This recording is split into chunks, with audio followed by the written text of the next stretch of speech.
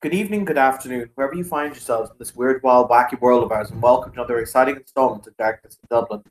This evening's scene will take place in the main Changeling Market at the centre of Dublin, where a dozen different vendors from a dozen different places cry their wares upon every street corner, where mystery and adventure lurk beyond every corner, where you will see many faces, hear many stories, and drink many deep dreams. We will begin the scene as the Gilly Do makes his way through the market. Gilly Do. Crib walking through the market, he will turn the bricks, opening the door. His left arm is slung with a woven basket of hemp and wood. It is covered in cloth and filled with various strangeness.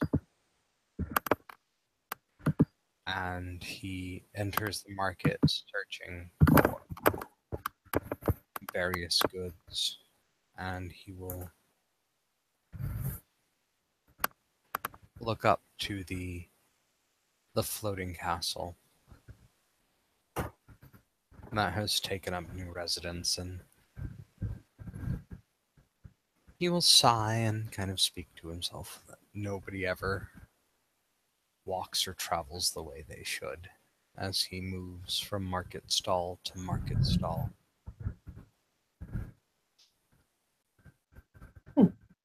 Mr. Littlechild, welcome to the Changeling Market.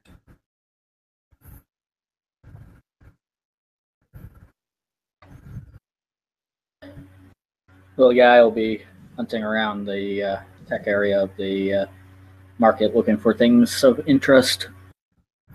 I'm pretty sure everyone in the Changeling Market kind of has their eyes affixed. Everyone in the tech section definitely has their eyes affixed on the castle, going, ooh, ah, ooh. The fuck? Yeah, didn't you mention it in present of Zeke last night? So he's not overly surprised. I mean, it's impressive. He probably spent like a couple hours staring at it, but now it's probably over. Oh yeah, no, he said that it existed, but there's a big difference between saying, I've got a flying castle, and oh shit, there's a flying castle. Yeah, no, that's what I'm saying. He probably spent a couple hours earlier staring at it, but now he's probably slightly over it. Probably looking for ways to get on board. From the castle itself, you will notice essentially what looks like a golden sailing boat. A small kind of two-man craft will descend, in which there is seated this individual here pictured, whom Zeke has met, flanked by a rather attractive female troll in the same kind of golden armor, also bearing the hammer of House Dougal emblazoned on her breast. When they step down out of the golden life raft, it will disappear into a series of golden winged butterflies. It's very pretty magic.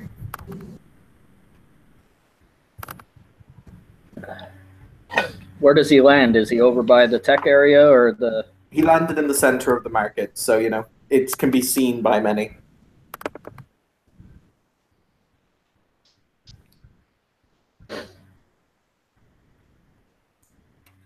Crib, some of the butterflies land in your basket. He will scoot the butterflies off as he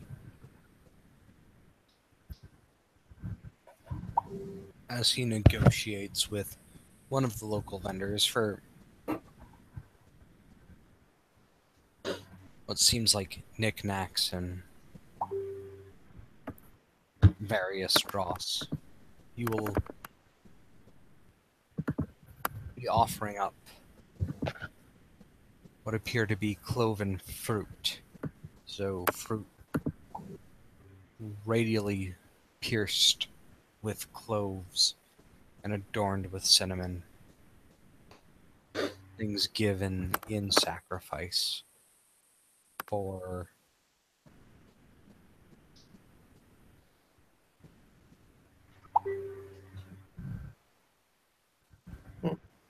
for various chimerical knickknacks and shenanigans.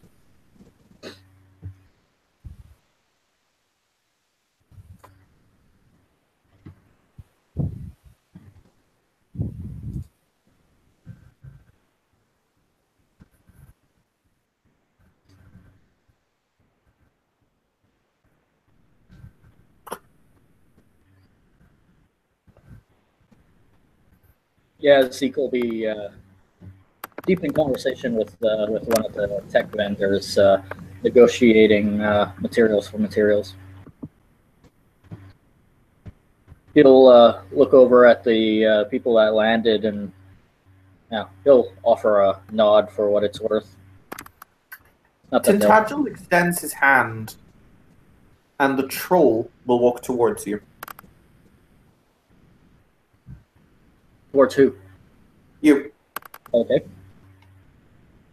look down at you, kind of flicking her. She's got bright pink hair over her left shoulder, and she'll say, "His Excellency the Count wishes a word with you." He'll nod. He'll tap his business card for the guy at the tech table and accompany the troll back.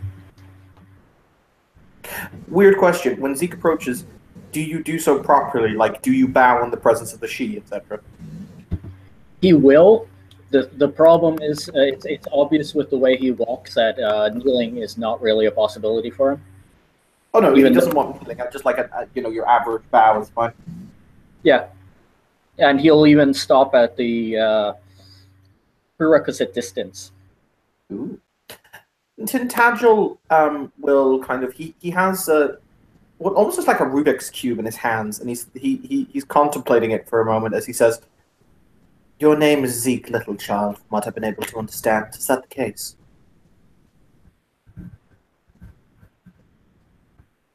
What's the appropriate the Lord or? We've decided that Count is your Excellency. Okay, yes, Your Excellency. I see. He will look down and he will say, "It was most unpleasant, the events of yesterday. Would you not agree, Mr. Little Child?"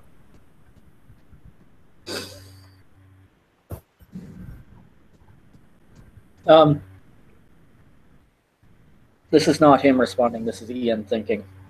Uh-huh. Trying to remember if his title actually came out while Zeke was actually in the bar.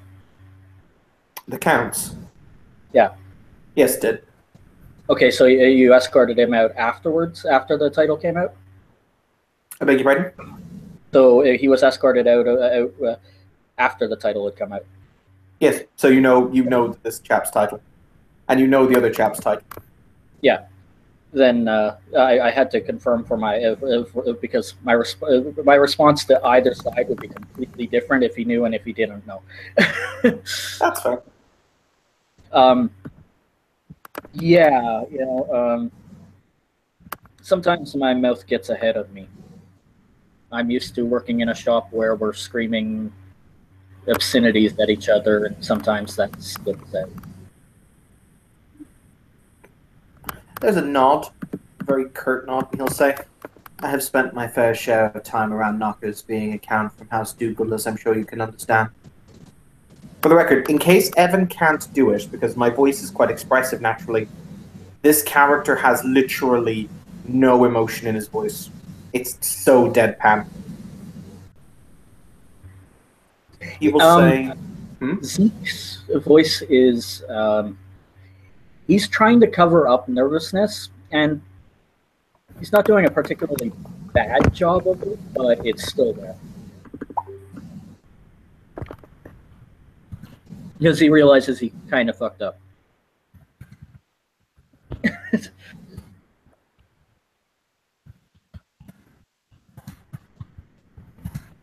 he will say,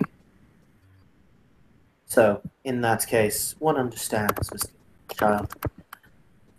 As you are now no doubt well aware, there must be a fire or trial for Baroness Bloodwater.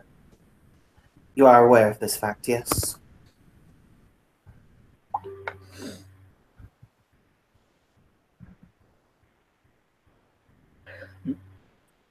May I speak freely? You may. Um, from my point of view, and I mean absolutely no disrespect, and um, when he came in and when I made my quip, there had been no title attributed to the gentleman. And when he's saying this, he's looking at the ground and not in your face, so he's trying to show a lot of respect. Mhm. All I saw was somebody with seemingly no title equated to them, saying in a baroness's place that something that she said belonged to her belonged to him. I was not aware of his title, so I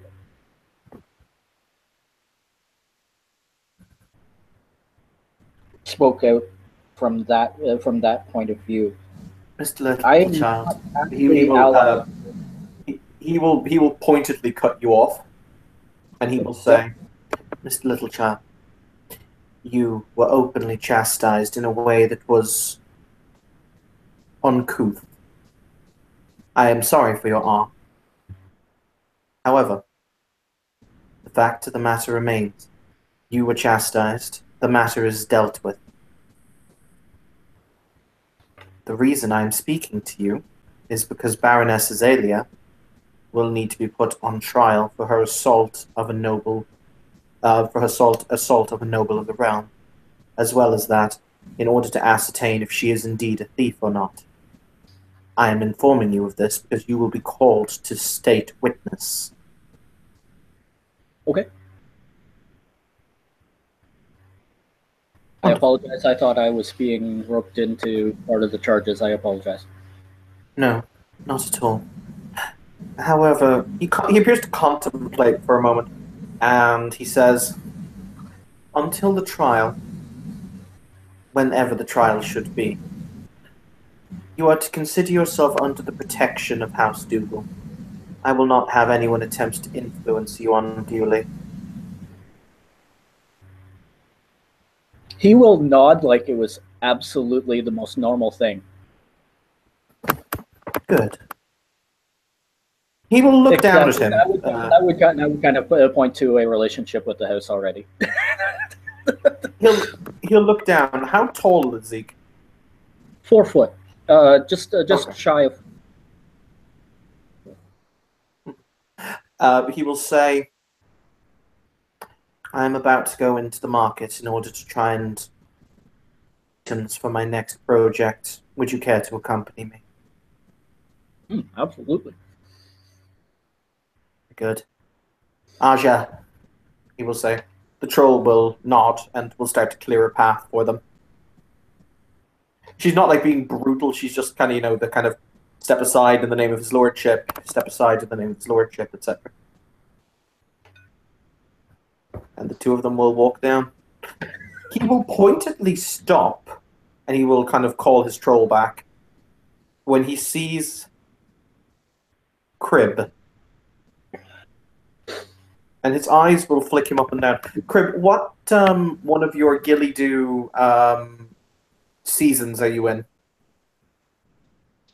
I am currently in spring. Excellent. I'm in spring.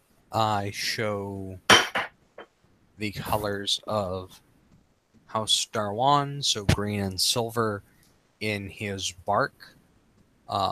On his flowering, you will see black roses and gold honeysuckle. He will point and he will say, "Gilly-Do."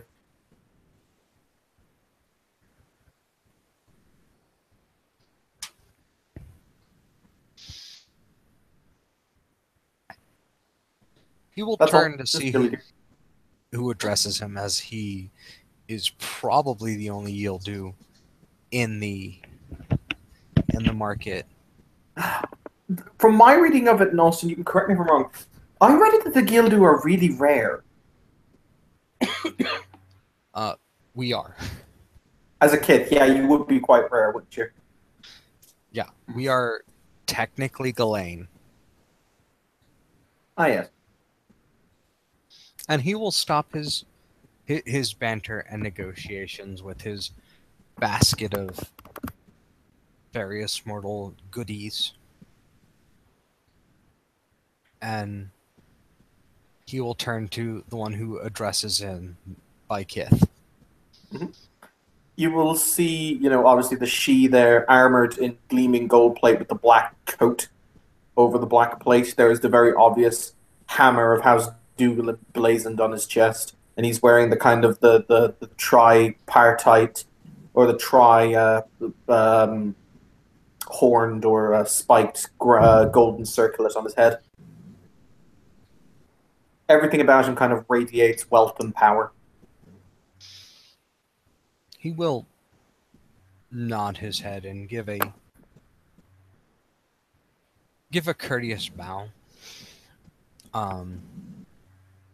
The Yildu is manifesting a sash and skin and floral configuration that is reminiscent of House Darwan. He will say, the troll will step forward and will say, "Your name, sir?"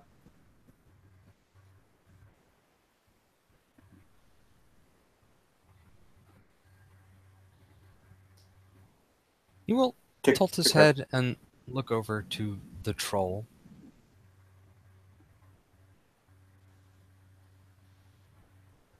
A name is a gift given, and a gift given should be returned in kind.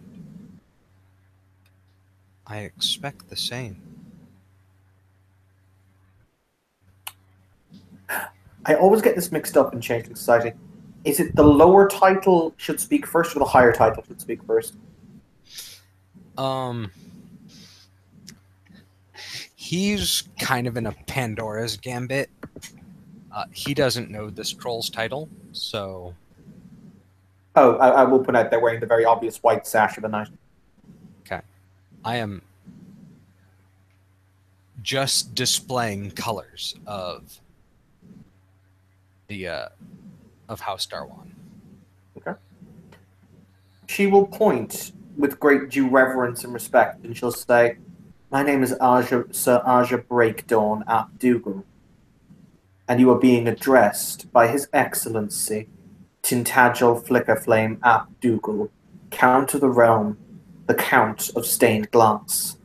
He who is the master of wings, and he who defies the heavens." Right. Where is that a local barony? County. That is the local county. No, it's not. It's not a local county, but you said barony, I was correcting you. Oh, no, I was asking if that was a local barony, because that is not the name of the local county. Oh, it's not, no. Okay.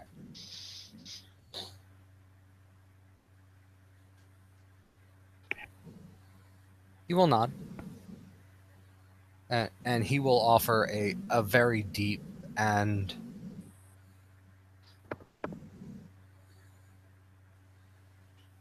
it is a bow that is not entirely sincere, but it is filled with respect.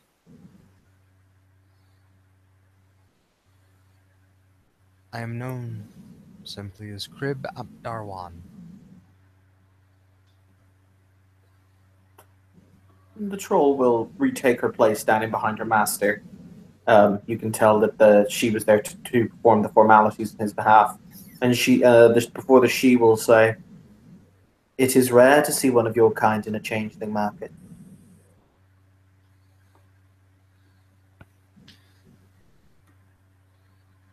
The old ones have given sacrifice, and I have needs. The markets provide for such. I am led to understand from my dealings with your kind in the past, the Gildu are excellent when it comes to their knowledge of flora and fauna, both on the side on both sides of the wall. Is that indeed the case? He will shrug. We are of both. Of beast and of tree. We have fair knowledge and our memories go quite deep. So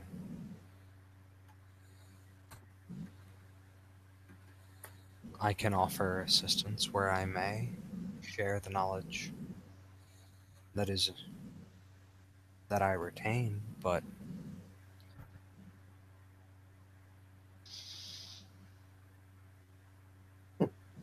He seems satisfied with that. He will say, I'm hungry. He contemplates that statement for a moment. Yes, I believe I am. you are hungry. There's a tavern yonder. I think that I shall retire for repast. Would you care to join me? If you are hungry, allow me to satisfy your needs, for I have things for to trade, but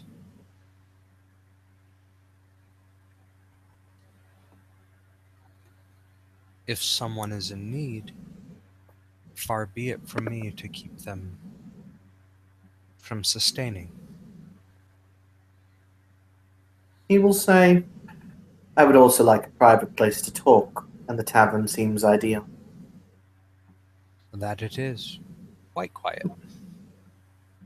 He will nod and he will say, Mr. Littlechild, I assume you will not say no to a free meal. Will vow. Very good then. The tavern itself has a speared boar as its symbol hanging on its little placard above the door as the collection enter. You know, when a noble enter, the people inside will respectfully doff their caps and mumble, their kind of welcomes and greeting.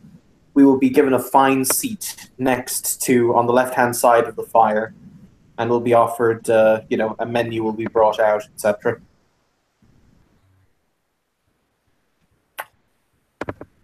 There is rather a reason. The she will begin as wine is poured into a golden goblet for him. There is a reason that I asked to speak to you. I'm sure you'd already ascertained this, Crib ap Dawan.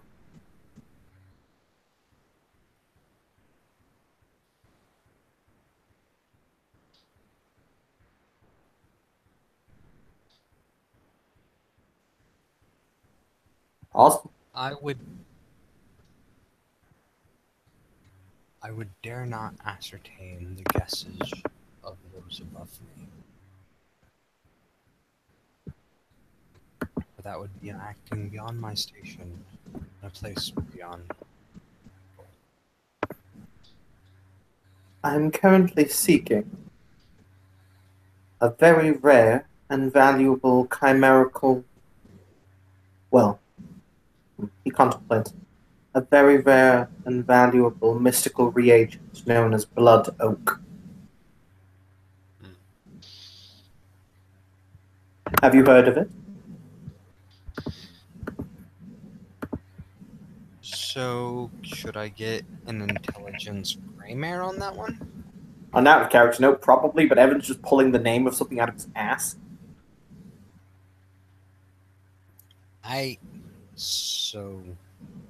Ah, yes, the infamous blood oak. No, I'm just kidding.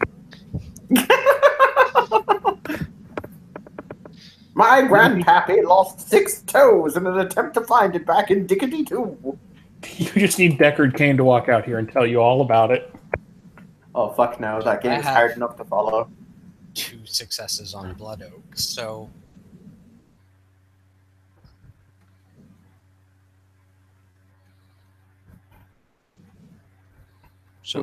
I'm gonna Blood Oak. He will stumble through some explanation of Blood Oak and its growing conditions. Basically, it's an incredibly rare chimerical wood that is generally found as it nourishes itself on this side of the dreaming from battlefields and places of death and slaughter that are still mourned and where nightmares still are found. But it is an incredibly rare and valuable chimerical crafting wood.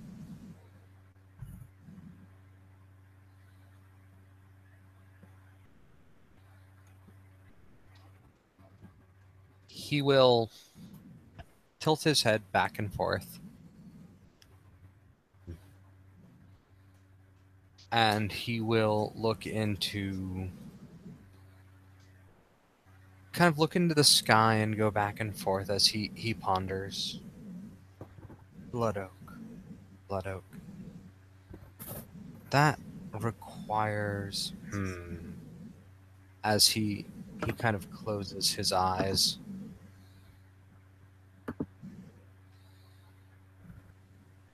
One second.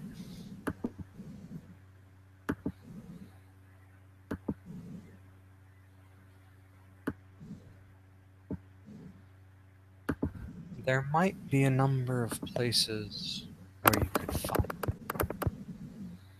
Mostly around slaughterhouses, although it might not be the quality you look for. There are a few farms to the north of here where cows and horses are raised and slaughtered for various parts, but that is one spot I would look. The other is to the south, near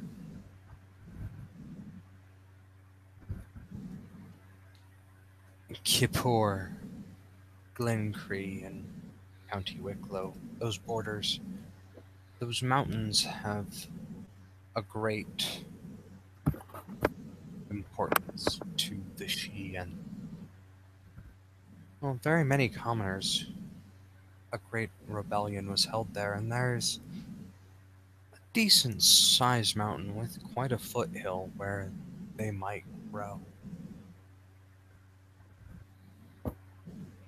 He will say, I am led to understand that the Gildu have an incredible affinity for trees and for the facets of nature.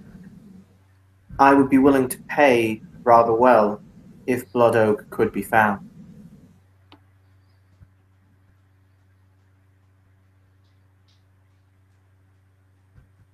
It is rather vital, you see, for a project upon which I have currently bent my mind. How much are you looking for? We'll contemplate. The heart's wood of a single tree should be sufficient. For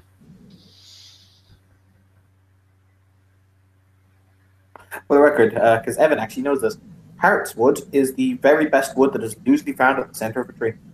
Yep, it is the core wood. Yes. Usually used in mystical wands or old sword handles. Mm-hmm.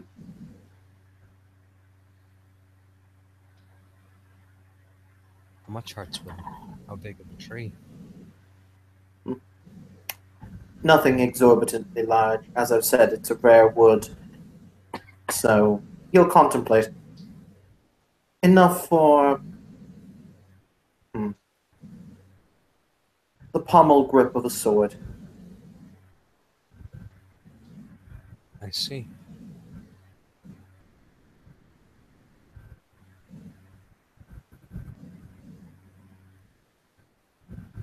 I can look into that. That is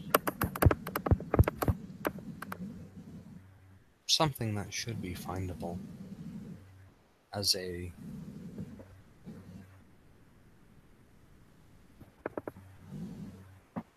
blood calls to blood, as it were.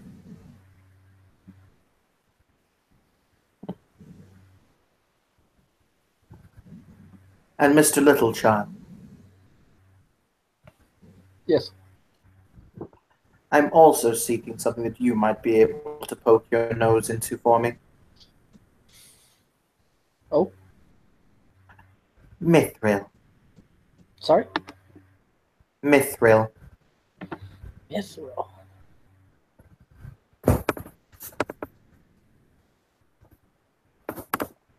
Yeah. Hmm. Not exactly an easy to come by metal. No, it's not.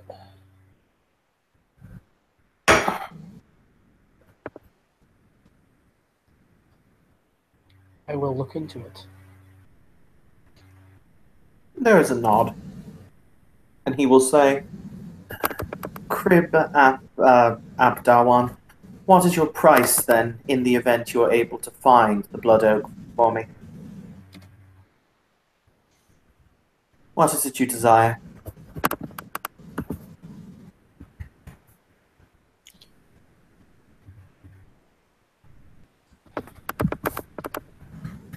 Good sir, you have tasked me with quite a challenge. You have given me something to look forward to and to try and find. It may require some sacrifice and some time, for Blood Oak requires very specific needs. If I can find it in the wild, a handful of dross shall suffice. But if Blood Oak must be manifested, cultured, and raised, I expect one of such noble station to appropriately repay the debts given.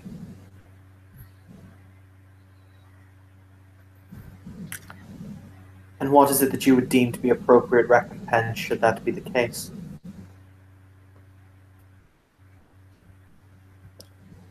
With the amount of Blood Oak you need, should magic be required, should something be nurtured back from the brink of death, that will all be determined on the amount of expenditure I need to do. I sense that should that be the case, we are no longer talking about payment in mere drop.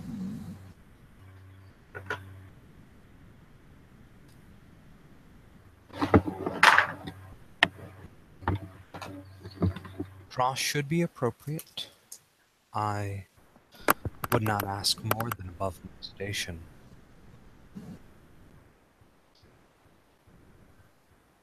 Just an honest day's wage for an honest day's work. Magic is hard to come by.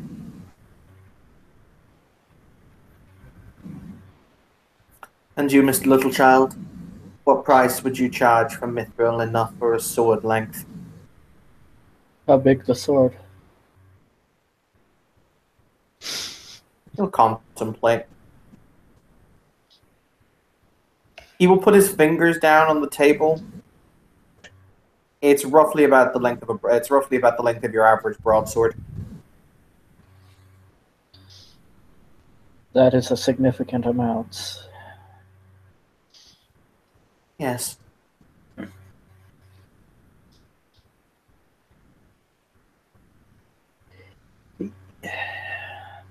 You have manpower at your disposal. I'm assuming from the conversations yesterday that that's yours, and you'll indicate up towards the sky. The castle levite is mine. Yes. You have manpower operating it, or repairing it, or crafting things for it, or such and such and such and such. Most of it is done by automated chimera. However, yes, some of the elements of it are maintained. Yes. Why do you want? I'm going to be I'm doing a project upcoming, and I'm going to need help. So I figure, depending on the actual difficulty of how hard it is for me to get my hands on that amount of mithril, perhaps we can talk about a period of time in which you're automation or your manpower assists me with said project. What is the project? I prefer not to go into detail right now. It's nothing that's dangerous. You understand that I cannot give you an affirmative or a negative until such time as I know what the project is. I would not want to be considered a man who would break his word. I completely agree, and I cannot give an appropriate time or the full information until I can figure out if I can actually get that amount of mithril to you, not wanting to break my word either. One understands. I will try. It is an interesting challenge. And interesting challenges interests me.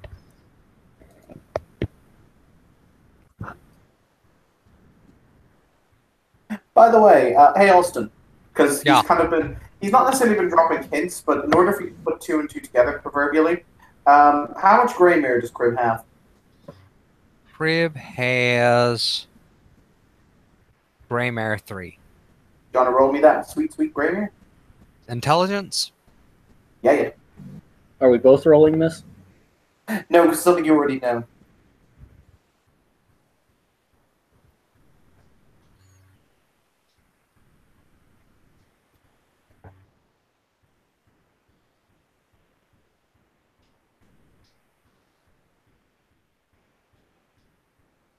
So I got 4 successes. Okay. As I mentioned in the note earlier, but if it becomes important, because you kind of sussed it out. Count Tintagel Flickerflame Abdougal was the man who forged Excalibur in the Golden Age. And now he's talking about, I need this length of sword material, and this length of magical sword material. Gotcha. Sussed out effectively. I beg your pardon?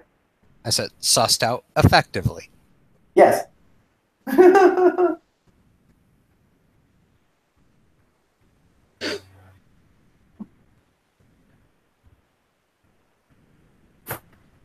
He will nod. Oh. And that's been So-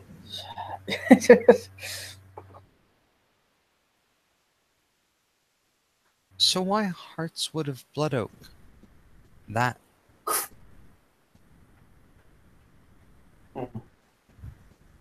seems... And Crib will just kind of wander off into his own thoughts for a few moments. Because blood oak is beautiful. It is a lustrous crimson, the likes of which, when polished, creates an effect that cannot be equaled and cannot be mirrored. It is rare, and it is a valuable reagent.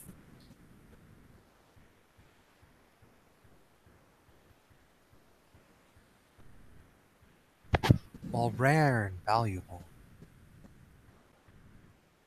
and quite powerful, wouldn't Pommelstone from the heart of a spring be equally wonderful? Be equally as powerful?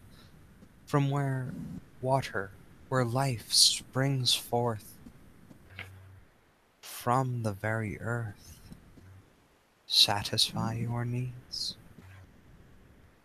He will say, indeed, and maybe when it becomes time for me to set Armelstone into its place, I may do so. However, I am currently thinking of the hand. I'm currently thinking first of the handle and the blade. Then I may think upon decoration and ornamentation, such as the pommels, such as the set for the pommel, and any other jewels and accoutrements and rare metals that may be interlaced and interlayered. It is a process, Master Crib. Fair. Just an offering of knowledge from someone so bound to the earth. He will say, I know where it is. I would claim this stone, if you're interested.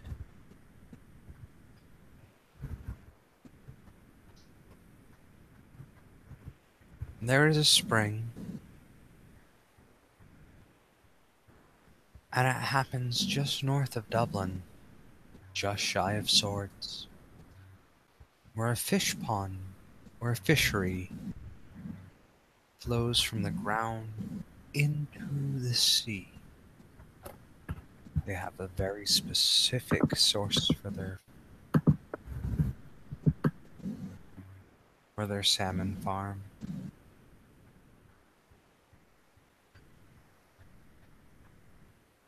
Up out of nowhere, strangely, the water appears, year after year, clean, crisp, and pure.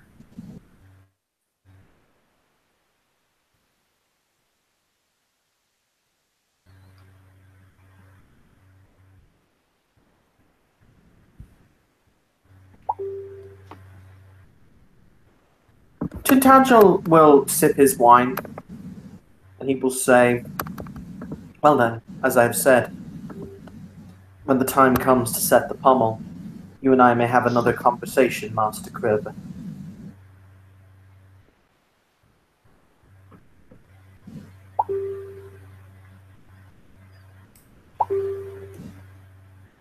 And I shall find the appropriate fields of...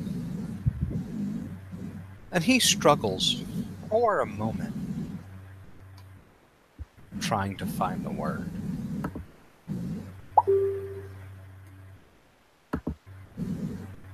Valor and sacrifice, in which blood oak is found. Wonderful. It is rare, it is hard to find, and usually one tree at a time.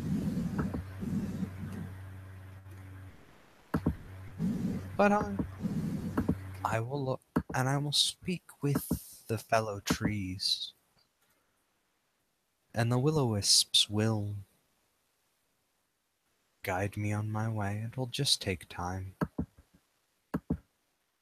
And if one is not found, it may need to be cultivated.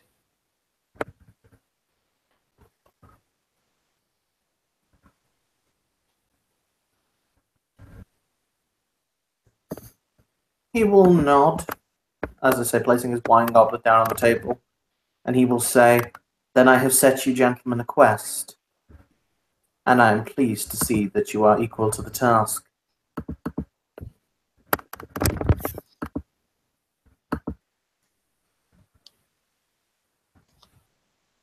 Zeke will nod.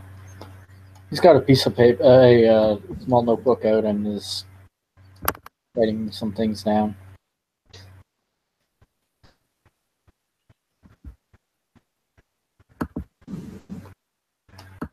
So you say this is a quest? Yes, I should think so.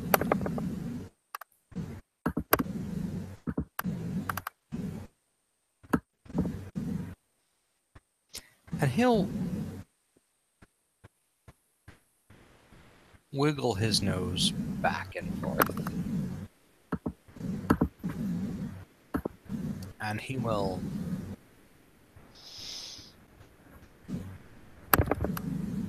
he'll contemplate. Quests are rare. Quests are magical. Quests lead to grand adventures. Quests test us. Quests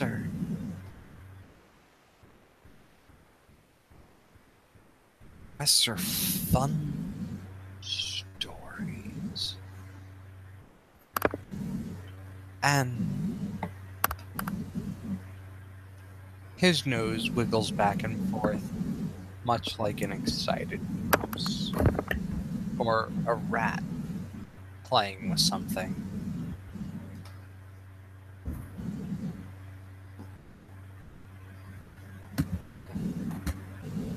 Well then, if you are laying a quest in front of me, you are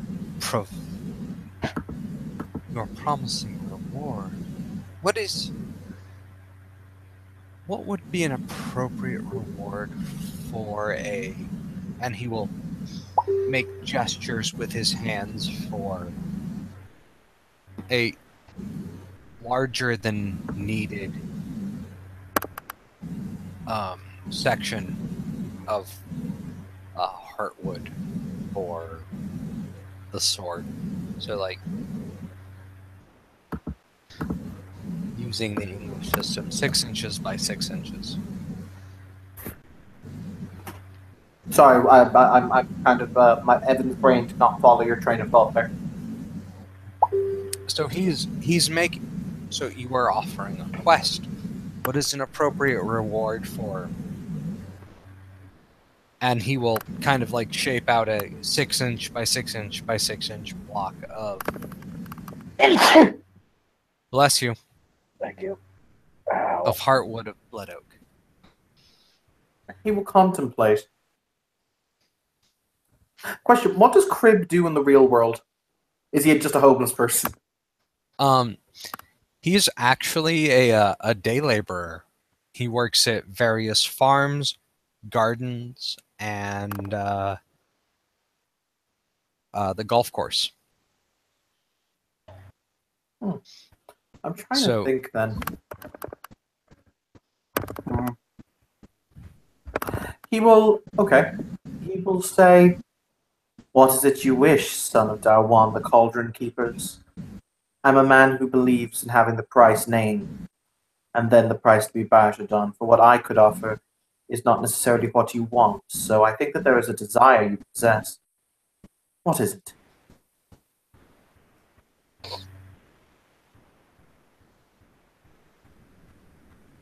I want to know what you're promising at the end of this day.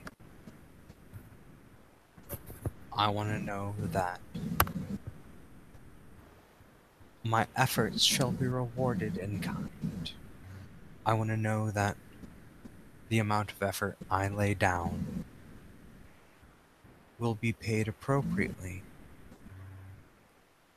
while we, the grand keepers of hospitality, those who tend the fires, do not venture far, but those of us who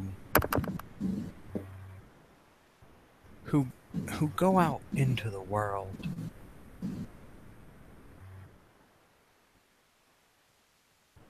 to do these favors and this are paid appropriately when all costs are levied. But, Master Darwan, I have asked you this. What do you consider to be fair pay? What is your desire? I cannot name your desire. I cannot promise you fair pay unless I know what it is you wish.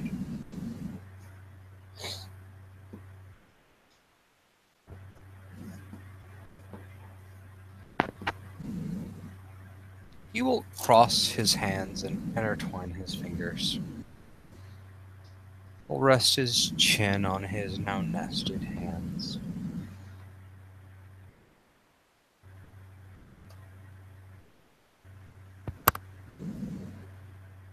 For every glamour spent, a dross repaid. For every wound suffered,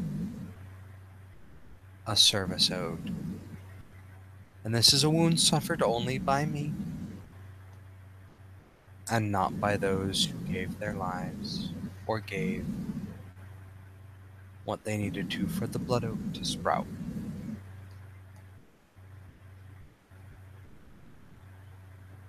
If I am injured, I want appropriate payment for my injuries.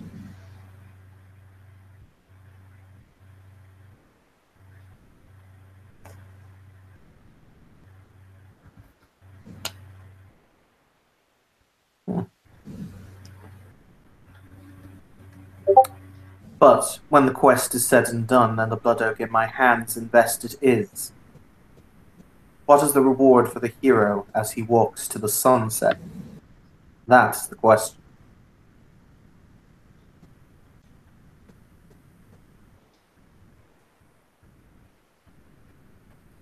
An honest and true bill shall be placed in front of you.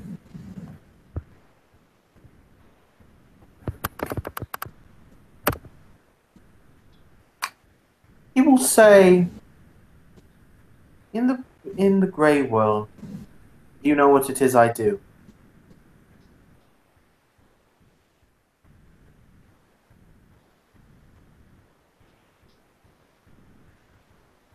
I am not familiar with your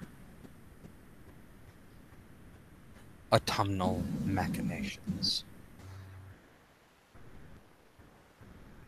The reason I'm in Dublin, in fact, I'm an architect. I design places that people will then come to dream of. And I assure you, he will point at the ceiling and he'll say, "You have seen one of the grandest of my labors, my works in the form of levite. My other designs are no less impressive. You speak of being a cauldron keeper. You speak of having a cauldron. You speak of being the giver of hospitality. You've offered me food, as a matter of fact. We'll contemplate. Do you possess a cauldron house? Can you provide a candle when I need it? And go ahead and roll me your intelligence, Greymare. Both of us? I do have a lot of gray mare and intelligence. Standard diff. Oh. Don't have one great. So,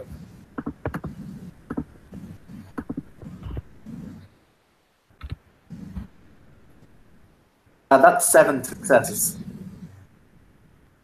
All right, so 1 second, 1 second. I'm rolling it in a second. sure.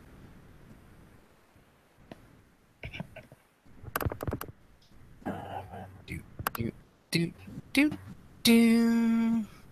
That is also a shit ton of successes. It is 4 successes for me. So he is asking for a lit candle for his cauldron for something in payment. That means he wants me to he wants a bale fire to be lit. He wants a candle for a balefire to be lit. Ooh. Ooh. Okay. Contemplate. How does lighting the balefire work in C20? I think it is. I So can give. you allow me to. So once I find a location with an appropriate wrath, and I puncture through, I can then use a candle lit from a balefire, which will reduce your balefire rating by 1, your holdings rating by 1, until I successfully light the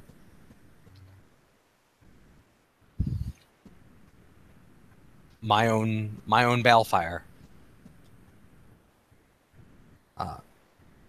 So you reduce yours by 1 until I ignite my balefire. If that candle gets snuffed out, your balefire rating is reduced by 1, and I lose a candle. But if I use it and create my own balefire, I get a level 1 balefire, and yours will return to normal over time. How long is the time? I think it's like a month or a week. I'll have to check the book. He will say, "Bring me the blood oak, and you may have your candle."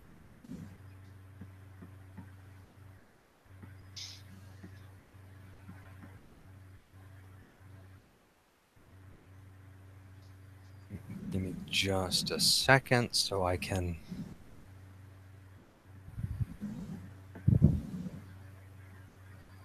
find the appropriate rules, because it's all over the place in this damn book.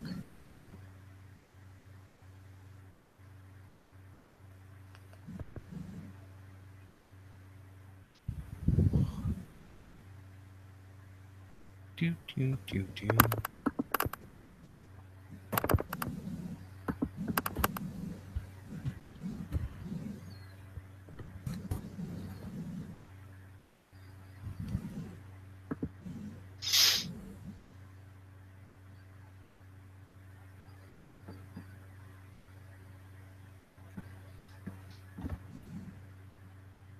Reviewing.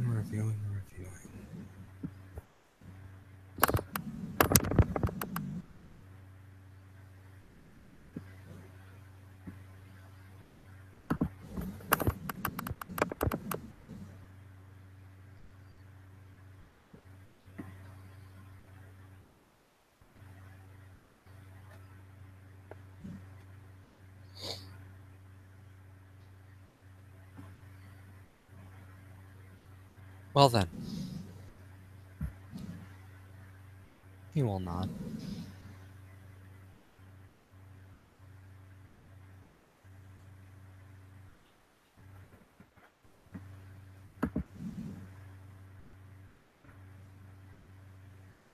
And he will extend his hand. The hand will be shaken. The second he grabs his hand, Crib will speak. You lay down your burden that I might take it up. The road is long, and I swear I shall bear it for you till all roads end. I shall, else my road cease to lie beneath my feet. I give you my oath that I will get you the heartwood of the blood oak.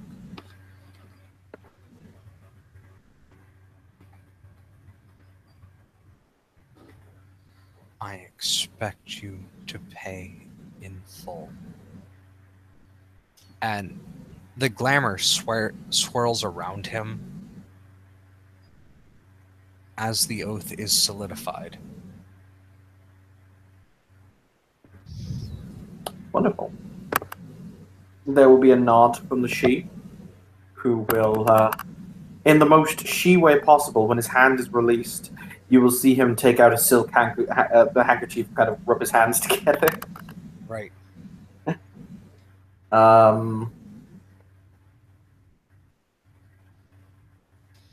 Okay, hang on. I'm going to stop the scene because I have to ask a question. Okay. Does anyone here play Werewolf? Because Evan doesn't. Yes. Okay. Isn't it breaking the litany for two werewolves to be romantically involved together? Yes, if there's children resulting from it, but generally it's discouraged anyways. I was going to say, is it only if there are children rising from it, or is it... Because how do same-sex werewolf relationships work? Is that still discouraged as being... No, it's one of those things where... That depends on the paradox. Yeah, it's one of those things that's not really going to matter because there would be no... It's one of those things where it's more just... That would be discouraged more because, for fuck's sake, you could be breeding with kinfolk right now. We need more babies. Huh. Okay. Sorry, continue. This might or might not be related to another game that Evan is in and has to be a Philodox in.